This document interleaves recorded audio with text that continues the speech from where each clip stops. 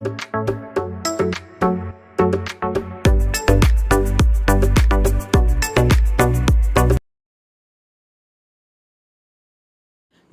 ഏവർക്കും study Nifty മലയാളത്തിൻ്റെ daily market ന്യൂസിലേക്ക് സ്വാഗതം. ഇന്ന് ജൂൺ 10 ചൊവ്വാഴ്ചയാണ്. തുടർച്ചയായിട്ടുള്ള 4ാമത്തെ ദിവസവും ഇന്നലെ നിഫ്റ്റി പോസിറ്റീവിലാണ് ക്ലോസ് ചെയ്യുന്നത്. നിഫ്റ്റി ബാങ്ക് തുടർച്ചയായ 2ാമത്തെ ദിവസവും റെക്കോർഡ് ഹൈ ടച്ച് ചെയ്തു. ഇതോടെ 8 മാസത്തെ ഏറ്റവും ഉയർന്ന നിലയിലാണ് ഇന്ത്യൻ വിപണിയുള്ളത്. 57,000 എന്ന മാർക്ക് ബാങ്ക് നിഫ്റ്റിയിൽ ഇത് ആദ്യമായി ടച്ച് ചെയ്തിരിക്കുന്നു. ഇത്തരത്തിൽ ഒത്തിരിയേറെ പ്രത്യേകതകളുള്ള ഒരു ദിവസം തന്നെയാണ് ഇന്നലെ കടന്നുപോയത്. ഇന്നത്തെ ദിവസം ഇനി നമ്മൾ ആരംഭിക്കുന്നത് US വിപണിയിൽ നിന്നാണ്. സാമ്പത്തിക വിപണിയെ ഭൂരിഭാഗവും പിടിച്ചുലച്ച വ്യാപാര തർക്കങ്ങൾ പരിഹരിക്കാൻ ലക്ഷ്യമിട്ടുള്ള US ചൈന ചർച്ചകൾ നിക്ഷേപകർ നിരീക്ഷിക്കുന്നതിനാൽ ഇന്നലെ ഒരു ഫ്ലാറ്റായ രീതിയിലാണ് പ്രധാനപ്പെട്ട ഇൻഡെക്സുകളെല്ലാം ക്ലോസ് ചെയ്യുന്നത്. S&P 500 0.09% നേട്ടത്തിൽ, നാസ്ഡാക്ക് 0.31% നേട്ടത്തിൽ, ഡൗ ജോൺസ് ഒരു ഫ്ലാറ്റായ രീതിയിലുമാണ് ക്ലോസ് ചെയ്തിട്ടുള്ളത്. US-ലെയും ചൈനയിലെയും ഉന്നത നേതാക്കൾ വീണ്ടും ചർച്ചകൾ ആരംഭിച്ചിട്ടുണ്ട്. ലോകത്തിലെ ഏറ്റവും വലിയ 2 സമ്പദ് വ്യവസ്ഥകൾ തമ്മിലുള്ള സംഘർഷങ്ങൾ കുറയ്ക്കാൻ സഹായിച്ച കഴിഞ്ഞ മാസം അവസാനിച്ച വ്യാപാര കരാറുമായി മുന്നോട്ട് പോകാൻ തന്നെയാണ് ഇപ്പോൾ ഇരു രാജ്യങ്ങളും ശ്രമിക്കുന്നത്. ഇന്നലെ S&P 500 ഇൻഡെക്സിനെ പോസിറ്റീവിൽ ക്ലോസ് ചെയ്യാൻ സഹായിച്ചത് ആമസോണും ഗൂഗിളുമായിരുന്നു. രണ്ടും ഏകദേശം 1% നേട്ടത്തിലാണ് ക്ലോസ് ചെയ്തിട്ടുള്ളത്. കൂടാതെ S&P 500ൽ ഇന്നലെ 11 സെക്ടറുകളിൽ 6 എണ്ണവും ഇടിയുകയുണ്ടായി. അതിൽ കൂടുതൽ ഇടിവുണ്ടാക്കിയത് യൂട്ടിലിറ്റീസ് 0.66% ഇടിഞ്ഞു. ഫിനാൻഷ്യൽസ് 0.55% ഇടിഞ്ഞത്. ഏതായാലും US-ഉം ചൈനയും തമ്മിലുള്ള ചർച്ചകൾ വീണ്ടും ചൊവ്വാഴ്ച നടക്കും എന്ന് തന്നെയാണ് CNBC റിപ്പോർട്ട് ചെയ്യുന്നത്. US ഫ്യൂച്ചേഴ്സ് ഇപ്പോൾ ചെറിയ പോസിറ്റിവിറ്റിയിലാണുള്ളത്.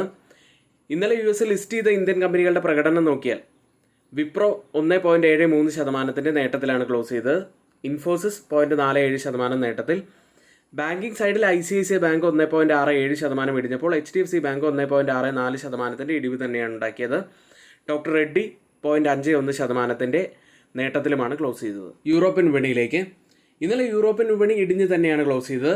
FTSE 0.06% ഇടിവിലും, CAC 0.17% ഇടിവിലും, ഡാക്സ് 0.54% ഇടിവിലുമാണ് ക്ലോസ് ചെയ്തത്. ബോണ്ട് ഈൽഡുകൾ ഇന്നലെ സ്ലൈറ്റ്ലി ഉയരുകയുണ്ടായി. കൂടാതെ ബിറ്റ്കോയിനിലാണ് ഇപ്പോൾ നല്ലൊരു റാലി കാണുന്നത്. ഏതാനും സെഷനുകൾക്ക് മുൻപ് 1 ലക്ഷം എന്ന മാർക്കിന് അരികെ എത്തിയിരുന്ന ബിറ്റ്കോയിൻ ഇപ്പോഴിതാ പെട്ടെന്ന് തന്നെ 1,10,000 എന്ന മാർക്കിന് അരികെ എത്തി നിൽക്കുകയാണ്. 3.5% മുകളിലാണ് ഇന്ന് ഉയർന്നത്. സ്പോട്ട് ഗോൾഡിലേക്ക് വന്നാൽ ഇന്നലെ 0.8% ഉയർന്നത്. കേരളത്തിലെ ഗോൾഡ് പ്രൈസ് പവന് 71,640 രൂപയാണ്. ഓയിൽ പ്രൈസുകളും ഇന്നലെ നേട്ടത്തിൽ തന്നെയായിരുന്നു. ബ്രന്റും WTIയും ഏകദേശം 0.5% മുകളിൽ നേട്ടത്തിൽ ക്ലോസ് ചെയ്തു. ഇനി ആർക്കെങ്കിലും നമ്മുടെ പെയ്ഡ് എഡ്യൂക്കേഷൻ ടെലിഗ്രാം ചാനലിലോ നമ്മുടെ ഓൺലൈൻ ബാച്ചിലോ ജോയിൻ ചെയ്യാൻ താല്പര്യമുണ്ടെങ്കിൽ തൊട്ടുമുകളിൽ നമ്മളിവിടെ ഒരു വാട്സപ്പ് നമ്പർ നൽകിയിട്ടുണ്ട്. ആ നമ്പറിൽ മെസ്സേജ് അയയ്ക്കുക. ഇന്നത്തെ വീഡിയോയുടെ ലൈക്ക് ടാർഗറ്റ് 200 ലൈക്കുകൾ തന്നെയാണ്. എല്ലാ സുഹൃത്തുക്കളും ഒന്ന് ലൈക്ക് ചെയ്തു എന്ന് ഉറപ്പുവരുത്തുക. ചാനൽ ആരെങ്കിലും സബ്സ്ക്രൈബ് ചെയ്യാൻ മറന്നുപോയിട്ടുണ്ടെങ്കിൽ ദയവ് ചെയ്ത് ചാനൽ കൂടി ഒന്ന് സബ്സ്ക്രൈബ് ചെയ്യുക. ഇന്നത്തെ പ്രധാനപ്പെട്ട കുറച്ച് വാർത്തകളിലേക്ക്. ബോണ്ടുകളിലെ വിദേശ നിക്ഷേപം ഇപ്പോൾ കുറയുകയാണ്. വിദേശ നിക്ഷേപകർ ഇപ്പോൾ ഇന്ത്യൻ ബോണ്ടുകളിൽ അധികം പണം നിക്ഷേപിക്കുന്നില്ല. 2025 ഇതുവരെ അവർ $3 ബില്യൺ നിക്ഷേപിച്ചത്. RBIയുടെ നയപ്രഖ്യാപനത്തിന് ശേഷമാണ് വിദേശ നിക്ഷേപങ്ങളിൽ ഒരിടിവുണ്ടായത്. 10 ഇയർ ഇന്ത്യൻ ബോണ്ട് ഈൽഡുകൾ 5 ബേസിസ് പോയിന്റ്സ് ഉയർന്ന് 6.28% വെള്ളിയാഴ്ച എത്തിയത്. വിദഗ്ധരുടെ അഭിപ്രായ പ്രകാരം ബോണ്ട് ഈൽഡുകൾ 6.50% വരെ എത്തും എന്നാണ് പ്രതീക്ഷിക്കുന്നത്. ഏതായാലും മൊത്തത്തിൽ നോക്കുകയാണെങ്കിൽ ഫോറിൻ ഇൻവെസ്റ്റ്മെന്റ് കുറയുന്നത് അത് സ്റ്റോക്ക് മാർക്കറ്റിനെ സംബന്ധിച്ച് അത്ര നല്ലൊരു കാര്യമല്ല. ബോണ്ട് ഈൽഡുകളും ഉയരുന്നു എന്നത് സൂചന നൽകുന്നത് ഒരു വീക്ക് അല്ലെങ്കിൽ ഒരു വോളറ്റൈൽ മാർക്കറ്റ് നമുക്ക് ഷോർട്ട് ടേമിലേക്ക് ഒരുപക്ഷെ കാണാൻ സാധിക്കും എന്നതിൻ്റെ സൂചനകളായിരിക്കാം. ഏതായാലും വിദേശ നിക്ഷേപകരുടെ നീക്കം ഇനി വരുന്ന ദിവസങ്ങളിൽ കൂടി നമുക്കൊന്ന് കൺഫർമേഷൻ കിട്ടിയതിന് ശേഷം മാത്രമേ ഇതിലൊക്കെ തീരുമാനങ്ങൾ വരികയുള്ളൂ. ഇന്നത്തെ പ്രധാനപ്പെട്ട കുറച്ച് സ്റ്റോക്ക് ന്യൂസുകളിലേക്ക്. ആദ്യം ITD സിമെന്റേഷൻ എന്ന കമ്പനിയാണ്. ഒഡീഷയിൽ നിന്ന് ബർത്തുകളും ബർത്ത് വാട്ടർ ഘടനകളും നിർമ്മിക്കുന്നതിനായി ITD സിമെന്റേഷന് ഏകദേശം 893 കോടി രൂപ മൂല്യമുള്ള പുതിയ ഓർഡർ ലഭിച്ചിരിക്കുന്നു. അടുത്ത പ്രീമിയർ എനർജീസ് എന്ന കമ്പനിയാണ്. South Asian growth fund 2 holdings കമ്പനിയുടെ 2.5 കോടി ഓഹരികൾ ബ്ലോക്ക് ഡീൽ വഴി വിൽക്കാൻ പദ്ധതിയിടുന്നു. ഈ വിൽപ്പന കമ്പനിയുടെ മൊത്തം ഇക്വിറ്റിയുടെ ഏകദേശം 5.5% വരും. ഇടപാടിന്റെ അടിസ്ഥാന വില ഒരു ഓഹരിക്ക് 1051.50 ആയി നിശ്ചയിച്ചിട്ടുണ്ട്. ഇത് നിലവിലെ വിപണിയിലെ വിലയേക്കാൾ ഏകദേശം 1% കുറഞ്ഞതാണ്. അടുത്തത് ആസ്ട്രാസെനിക്ക ഫാർമയാണ്. കമ്പനി managing director Sanjeev Kumar Panchal June 30 മുതൽ തൻ്റെ സ്ഥാനത്ത് നിന്ന് രാജിവെച്ചതായി കമ്പനി അറിയിച്ചു. അടുത്തത് Veedol corporation. Offer for sale രീതിയിലൂടെ Andrew Yule and company Veedol corporation ലിമിറ്റഡിലെ തങ്ങളുടെ ഓഹരികൾ 2% വിജയകരമായി വിറ്റതായി അറിയിച്ചു. അടുത്തതായി IRB ഇൻഫ്രാസ്ട്രക്ചർ ആണ്. ഇയർ ഓൺ ഇയറിൽ ടോൾ റവന്യൂവിൽ 9% വർധനവാണ് കമ്പനി രേഖപ്പെടുത്തിയത്. 581 കോടി രൂപയിലാണ് ഇപ്പോൾ റവന്യൂ ഉള്ളത്. ഇതിൽ തന്നെ IRB MP എക്സ്പ്രസ് ഹൈവേയിൽ നിന്നാണ് കൂടുതൽ റവന്യൂ ലഭിച്ചിരിക്കുന്നത്. 159.5 കോടി രൂപയാണ്. കഴിഞ്ഞ വർഷം 152.6 കോടി രൂപയായിരുന്നു അതിൽ നിന്നും ലഭിച്ചത്. അടുത്തത് കാപ്രി ഗ്ലോബൽ ആണ്. കമ്പനി QIP ആരംഭിക്കുകയാണ്. ഫ്ലോർ പ്രൈസ് ആയി നിശ്ചയിച്ചിരിക്കുന്നത് 153.93 പെർ ഷെയർ എന്ന രീതിയിലാണ്. ഇനി ഇന്ന് F&A സെഗ്മെന്റിൽ ബാനായ സ്റ്റോക്കുകൾ ABFRL, Chambal fertilisers, hint copper, ടിറ്റാഗ്ര rail തുടങ്ങിയ കമ്പനികളാണ്. ഇനി ആർക്കെങ്കിലും നമ്മുടെ ഓൺലൈൻ ബാച്ചിൽ ജോയിൻ ചെയ്യാൻ താല്പര്യമുണ്ടെങ്കിൽ വളരെ പെട്ടെന്ന് തന്നെ ജോയിൻ ചെയ്യാൻ ശ്രമിക്കുക.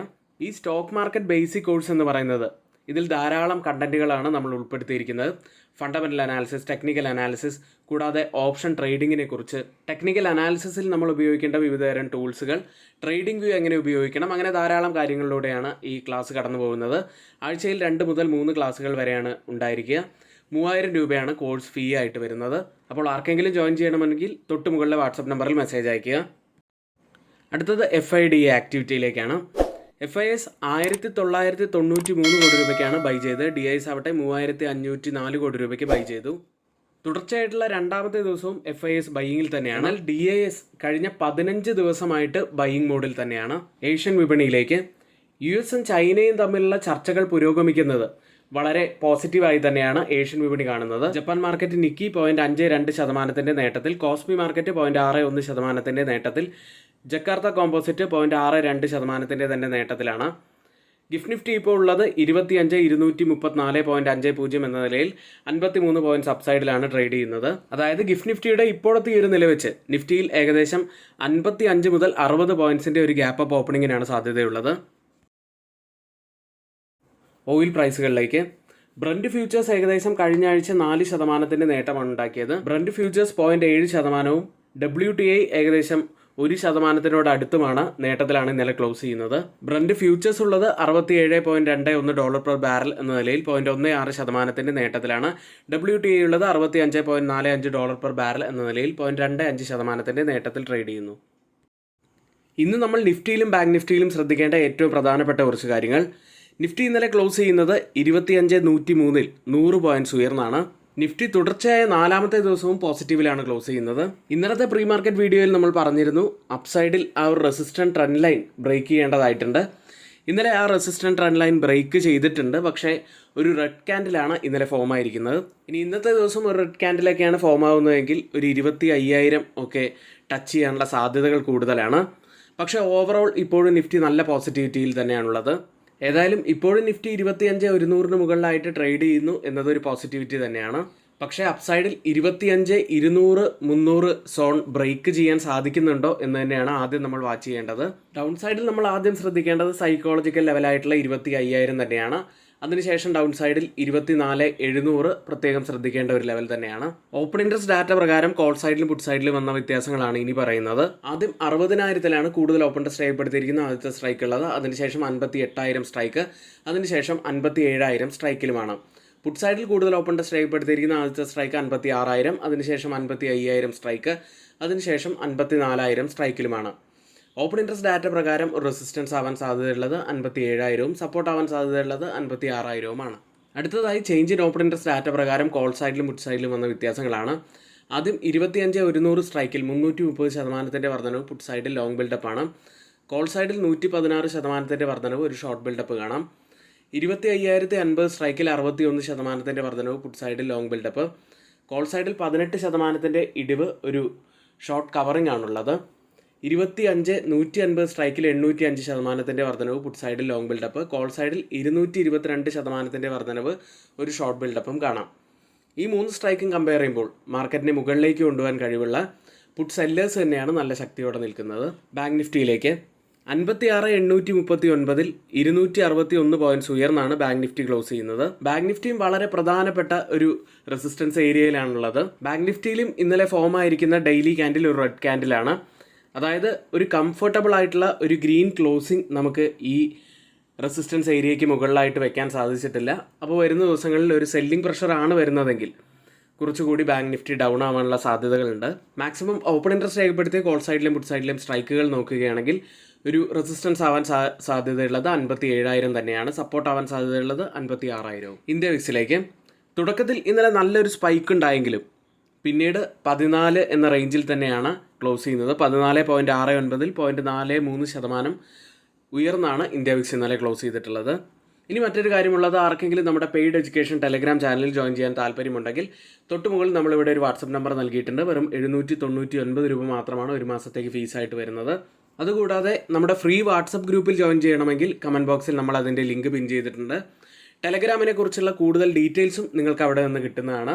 ടെലഗ്രാമിൽ നമ്മൾ പോസ്റ്റ് ചെയ്യുന്ന എഡ്യൂക്കേഷണൽ വ്യൂസിൻ്റെ അപ്ഡേറ്റുകൾ നമ്മൾ കൃത്യമായി തന്നെ നമ്മുടെ എല്ലാ ഗ്രൂപ്പുകളിലും നൽകാറുണ്ട്. എങ്കിൽ ഫ്രണ്ട്സിന് ആർക്കെങ്കിലും ആ ഫ്രീ വാട്സപ്പ് ഗ്രൂപ്പിൽ ജോയിൻ ചെയ്യണമെങ്കിൽ അങ്ങനെ ജോയിൻ ചെയ്യാം. ഇനി പുതിയൊരു ഡിമാറ്റ് അക്കൗണ്ട് ഓപ്പൺ ചെയ്യണമെന്നുണ്ടെങ്കിലും ഡിസ്ക്രിപ്ഷൻ ബോക്സിൽ നമ്മൾ അതിൻ്റെ ലിങ്ക് നൽകിയിട്ടുണ്ട്, അതുവഴി ജോയിൻ ചെയ്യാവുന്നതാണ്. ഇന്നിവിടെ നമ്മൾ പറഞ്ഞ എല്ലാ കാര്യങ്ങളും ഏറ്റവും ഓതറൈസ്ഡ് ആയിട്ടുള്ള സൈറ്റുകളായ Money Control, Mint, Reuters, CNBC, Financial Express തുടങ്ങിയ മാധ്യമങ്ങളിൽ നിന്നാണ് എടുത്തിരിക്കുന്നത്. മറ്റുള്ളവയെല്ലാം നമ്മുടെ വ്യൂസ് മാത്രമാണ്, ഒരിക്കലും റെക്കമെൻഡേഷൻ അല്ല. നിങ്ങളുടെ എഡ്യൂക്കേഷണൽ പർപ്പസിന് വേണ്ടിയാണ് ഷെയർ ചെയ്തിരിക്കുന്നത്. എങ്കിൽ ഇന്നത്തെ ഈ വീഡിയോ ഇവിടെ പൂർത്തിയാവുന്നു. ഏവർക്കും നന്ദി.